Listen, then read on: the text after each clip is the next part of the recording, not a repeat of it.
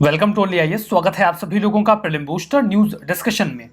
आज 5 मई 2022 है, तो आइए देख लेते हैं कैसे कौन से इंपॉर्टेंट आर्टिकल्स हैं जो आज हमें कवर करने हैं। हमारा first article world press freedom index 2022 के बारे में है।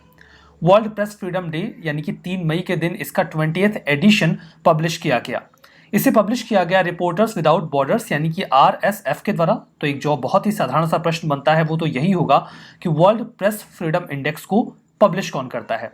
तो सही जवाब रिपोर्टर्स विदाउट बॉर्डर्स यानी कि RSF। इसका जो एम है दैट इज कि जो जर्नलिस्ट हैं 180 देशों में या फिर टेरिटरीज में हम एसेस करें कि उनकी स्टेट यानी कि अवस्था क्या है, क्या वो फ्रीडम के साथ जो भी अपना जर्नलिज्म है वो कर पा रहे हैं अथवा नहीं। यहाँ पे देखिए 5 इंडिकेटर्स हैं जिनका इस्तेमाल किया जाता है। That is political context, legal framework, economic context, socio culture context और सिक्योरिटी। तो 5 इंडिकेटर्स के बेसिस पे इवेलुएट किया जाता है कि जर्नलिस्ट कितनी फ्रीडम के साथ अपना काम कर पा रहे हैं। जो इंडेक्स है इसमें प्रेस फ्रीडम को इफेक्टिवली इस बेसिस पे इवेलुएट किया जाता है कि कोई जर्नलिस्ट, वो एक इंडिविजुअल के तौर पे हो सकते हैं, किसी ग्रुप में हो सकते हैं, क्या वो आसानी से न्यूज़ को सेलेक्ट, प्रोड्यूस, डिसेमिनेट कर पा रहे हैं, इन्फॉर्मेशन क्या वो लोगों तक आसानी से कन्वे कर पा रहे हैं, ऐसी कोई जानकारी जो पब्लिक इंटरेस्ट में हो, वो क्या पॉलिटिकल, इकोनॉमिक, लीगल या सोशल इंटरफेरेंस फेस तो नहीं कर रहे, क्या वो फ्री हैं किसी प्रकार के फिजिकल या मेंटल थ्रेट को लेकर। इसी चीज को इवेलुएट करके प्रेस की फ्रीडम को मेजर किया जाता है। टॉप 5 में जो कंट्रीज रही those were Norway, Denmark, Sweden, Estonia और फिनलैंड। भारत की रैंक पिछले साल की तुलना में 8 प्लेसेस गिर गई है। पिछले साल जहां हमारी रैंक 142nd थी वो इस बार 150th है, यानी कि 150वीं है। 180 देशों में ये इवेल्युएशन किया गया है। तो भारत में प्रेस फ्रीडम कम हुई है according to this index. World press freedom day के बारे में बात करें तो इसे यूनाइटेड नेशंस जनरल असेंबली ने 1993 में डिक्लेयर किया।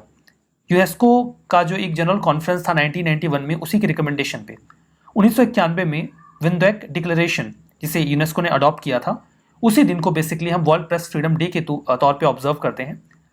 यहाँ पर फोकस इस बात पर होता है कि हम डेवलपमेंट करें एक फ्री, इंडिपेंडेंट और प्लूरलिस्टिक प्रेस का। प्लूरलिस्टिक प्रेस का मतलब होता है कि सोसाइटी के हर सेगमेंट का उसमें रिप्रेजेंटेशन हो। 2022 की थीम रही जर्नलिज्म अंडर डिजिटल सीज। हमारा नेक्स्ट आर्टिकल एंकर इन्वेस्टर्स के बारे में है। सेबी ने भी हाल ही में एंकर इन्वेस्टर्स के लिए जो लॉक इन पीरियड है उसे थोड़ा रिलैक्स कर दिया है। ये रिलैक्सेशन 30 जून तक एप्लीकेबल रहेगा। मतलब अब उनके जो लॉक इन पीरियड होगा वो 30 दिनों का होगा। अगर वो कोई भी इशू खरीद रहे हैं, जो इशू मतलब सिंपली शेयर्स या IPO, इनिशियल पब्लिक ऑफरिंग, जिसकी कीमत 10 करोड़ के ऊपर है, तो लॉक इन पीरियड 30 दिन का होगा। इन जनरल देखिए जो लॉक इन पीरियड होता है वो 30 दिनों का ही होता रहा था पहले भी एंकर इन्वेस्टर्स के लिए। कुछ समय पहले इसे थोड़ा टफ बनाया गया था और जो लॉक इन पीरियड है वो 90 दिनों का कर दिया गया था। अभी हाल ही में उन्होंने इसे वापस से रिलैक्स करके 30 दिन किया है। अब ये 30 दिन 90 दिन क्या मामला है, इसके पहले आपको समझना होगा कि एंकर इन्वेस्टर्स होते कौन हैं। Anchor investors high profile institutional investors होते हैं। इंस्टीट्यूशनल इन्वेस्टर्स बेसिकली ऐसे लोग होते हैं जो सीधे सीधे अपना पैसा इन्वेस्ट नहीं करते, बल्कि उनके पास पैसे का एक पूल होता है जो अलग अलग सोर्सेज से आता है, उसे वो किसी IPO में इन्वेस्ट कर देते हैं, किसी कंपनी के शेयर्स खरीद लेते हैं। इंस्टीट्यूशनल इन्वेस्टर्स में जो म्यूचुअल फंड्स या पेंशन फंड्स होते हैं उन्हें भी शामिल किया जाता है, वो भी काइंड ऑफ इंस्टीट्यूशनल इन्वेस्टमेंट ही होता है। यहाँ पे जब भी कोई IPO पब्लिक किया जाता है तो रिटेल इन्वेस्टर्स यानी कि मेरे और आपके जैसे लोग उन IPOs में शेयर्स को खरीदते हैं, लेकिन उसके पहले कुछ बहुत ही बड़े इन्वेस्टर्स उन IPOs को खरीदना शुरू कर देते हैं। जब बड़े इन्वेस्टर्स यानी कि एंकर इन्वेस्टर्स इन IPOs में अपना पैसा लगा देते हैं तो हमें भी कॉन्फिडेंस आ जाता है कि चलो ये कंपनी मतलब ठीक ठाक करेगी, क्योंकि इसमें कुछ बहुत ही बड़े इन्वेस्टर्स अपना पैसा डाल रहे हैं। आखिर हमें ये कॉन्फिडेंस आएगा, इसके लिए जरूरी है ना कि हमसे पहले ये जो एंकर इन्वेस्टर्स हैं वो उसमें अपना पैसा डालें। तो जो एंकर इन्वेस्टर्स होते हैं जो IPO में अपना पैसा डालते हैं, बेसिकली वो क्वालिफाइड इंस्टीट्यूशनल बायर्स हैं यानी कि QIB, जैसे कि foreign portfolio investors, mutual funds या इंश्योरेंस कंपनीज, ये सब भी क्वालिफाइड इंस्टीट्यूशनल बायर्स ही होते हैं। वैसे ही एंकर इन्वेस्टर्स भी होते हैं जिनके पास पैसे का एक पूल होता है जो वो इन्वेस्ट करते हैं।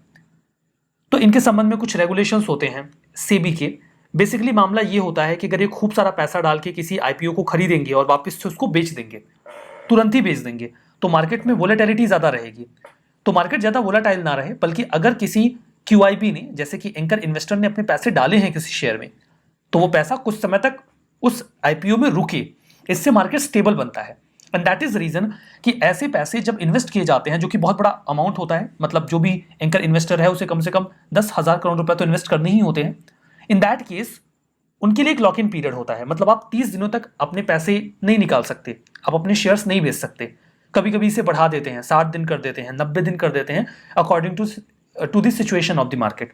तो अभी कुछ समय पहले इसे 90 डेज किया गया था, वापस से घटा के 30 दिन कर दिया गया। मतलब आपने आईपीओ में पैसा लगाया है तो 30 दिन तक आप उसे बेच नहीं सकते, उसे अपने पास रखना होगा, 30 दिन के बाद बेचना है तो बेचिए। अब इसका फायदा क्या होता है, अगर मुझे किसी कंपनी का आईपीओ खरीदना है और मुझे पता चल गया कि कुछ एंकर इन्वेस्टर्स हैं जिन्होंने अपना पैसा डाल दिया इस आईपीओ में, मुझे कॉन्फिडेंस आ जाता है कि भाई ये एंकर इन्वेस्टर तो समझदार है ना, ये किसी ऐसी कंपनी में तो अपना पैसा डालेंगे नहीं जो नुकसान वाली हो। तो जब ये एंकर इन्वेस्टर्स किसी कंपनी में पैसा डाल देते हैं तो जो रिटेल इन्वेस्टर्स होते हैं, मेरे और आपके जैसे लोग, उन्हें कॉन्फिडेंस आ जाता है कि चलो इस कंपनी का आईपीओ बढ़िया है, खरीद लेते हैं। फर्दर ये प्राइस डिस्कवरी भी करवाता है, इससे पता चल जाता है कि आखिर ये आईपीओ कितना ज़्यादा प्राइस ले सकता है। जितने ज़्यादा एंकर इन्वेस्टर्स अट्रैक्ट होंगे, मतलब वो आईपीओ उतना ज़्यादा स्ट्रांग है। कोटा होता है बेसिकली कि कितना एक क्यूआईबी ले सकता है। जैसे जो क्वालिफाइड इंस्टीट्यूशनल बायर्स हैं, सपोज करिए कि वहां पर पहले देखिए यूजुअली क्या होता है कि 30% के ऊपर एंकर इन्वेस्टर्स को या बाकी के क्यूआईबीज को अलाउ नहीं किया जाता। कोई कंपनी ऐसी है जो बहुत ज़्यादा प्रॉफिट मेकिंग है तो वहां पर 50% तक कोटा बना देते हैं कि चलो 50% तक जो क्वालिफाइड इंस्टीट्यूशनल बायर्स है वो खरीद लें।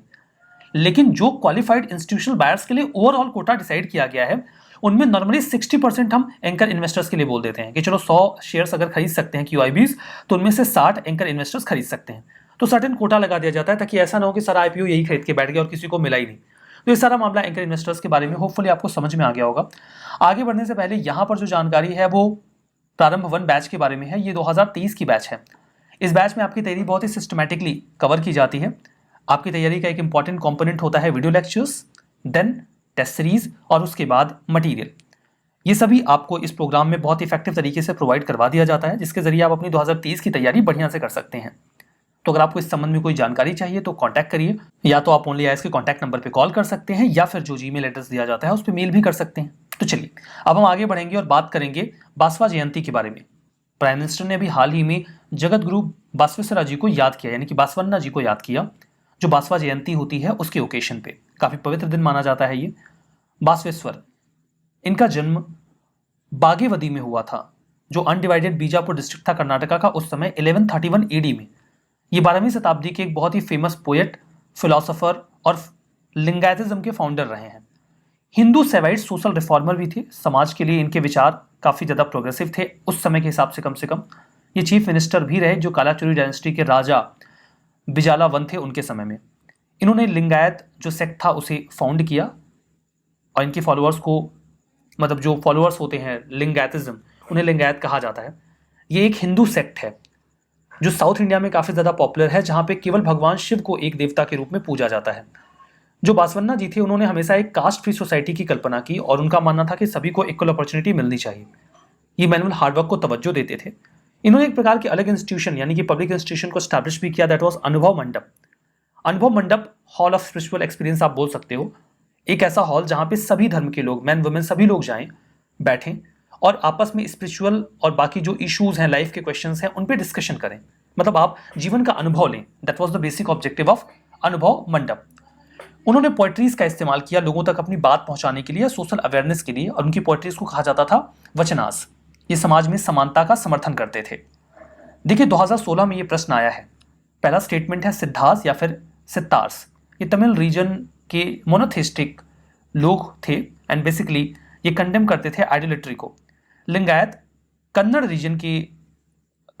रीजन से बेसिकली बिलोंग करता है। ये क्वेश्चन करता था थियरी ऑफ रीबर्थ और कास्ट हायरार्की को रिजेक्ट करता था। बेसिकली जो इस सवाल का जवाब था दैट वाज सी, यानी कि दो के दोनों ही गिवन स्टेटमेंट यहाँ पे करेक्ट हैं।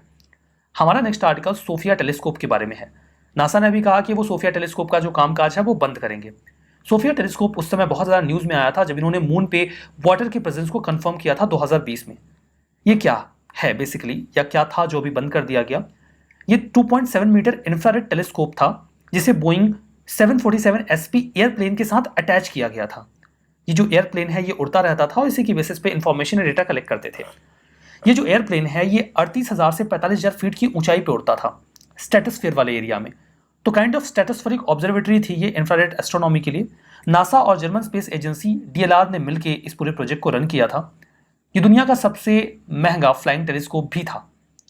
फर्दर ये second most expensive astrophysics mission भी था। इनफैक्ट आई विल से ये सबसे महंगा नहीं, सबसे बड़ा फ्लाइंग टेलीस्कोप था और दूसरा सबसे महंगा था।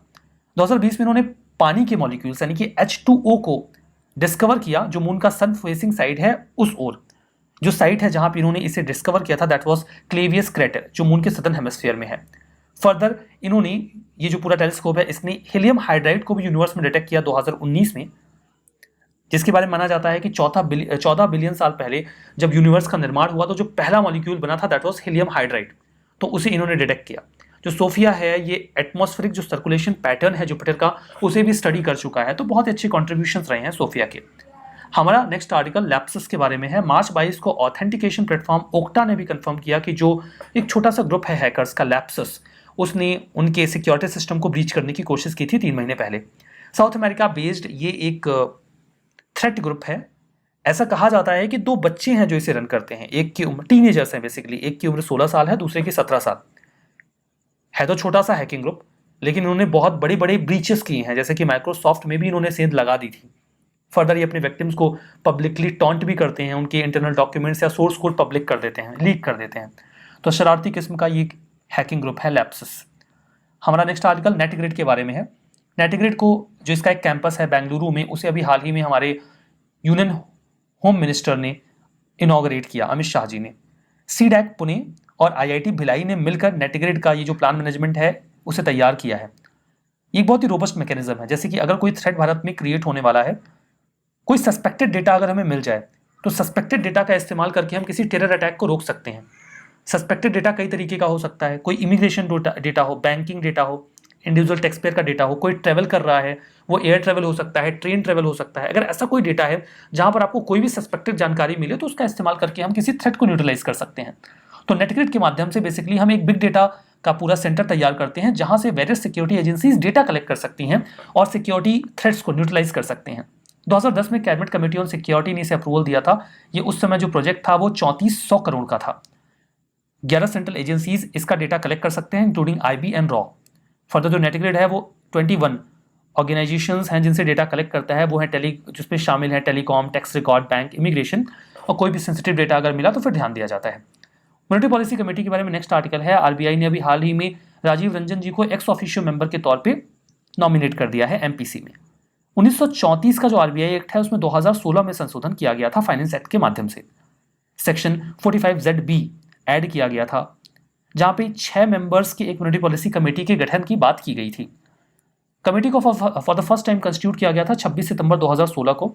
MPC का बेसिक फंक्शन होता है MSF, repo rate, reverse repo rate और लिक्विडिटी एडजस्टमेंट फैसिलिटी, इन सबको डिसाइड करना। ठीक है, 6 मेंबर्स की बॉडी होती है जिसमें 3 लोग आते हैं गवर्नमेंट की ओर से और 3 RBI की ओर से।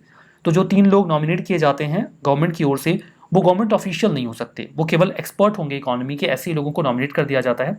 RBI के जो गवर्नर होते हैं वो एक्स ऑफिशियो चेयरपर्सन होते हैं। डिप्यूटी गवर्नर जो RBI के होते हैं वो इंचार्ज होते हैं मॉनेटरी पॉलिसी के। फर्दर जो एक एग्जीक्यूटिव डायरेक्टर होते हैं उन्हें भी मेंबर के तौर पे नॉमिनेट किया जाता है RBI की ओर से। मेंबर्स का टर्म होता है 4 साल का, डिसीजन मेजॉरिटी वोट से लिया जाता है। RBI के गवर्नर इस पूरी मीटिंग को या कमेटी को चेयर करते हैं, उनके पास कोई वीटो पावर तो नहीं होता। फर्दर अगर टाई का मामला आता है तो उनके पास वोटिंग राइट हो जाता है। ठीक है, रिवीजन करेंगे। World press freedom index international federation of journalist release करता है, गलत है। रिपोर्टर्स विदाउट बॉर्डर्स, ठीक है, ये गलत हो गया। बासवन्ना लिंगायतिज्म के फाउंडर हैं, that's true. Sofia telescope NASA और इसरो का है, गलत है, इसमें जर्मनी इन्वॉल्व है। नेटग्रिड ये टेरर अटैक को रियल टाइम डेटा के बेसिस पे प्रिवेंट कर सकता है, ये तो सही है। MPC फाइनेंस मिनिस्टर शेयर करते हैं, गलत है, RBI के गवर्नर शेयर करते हैं।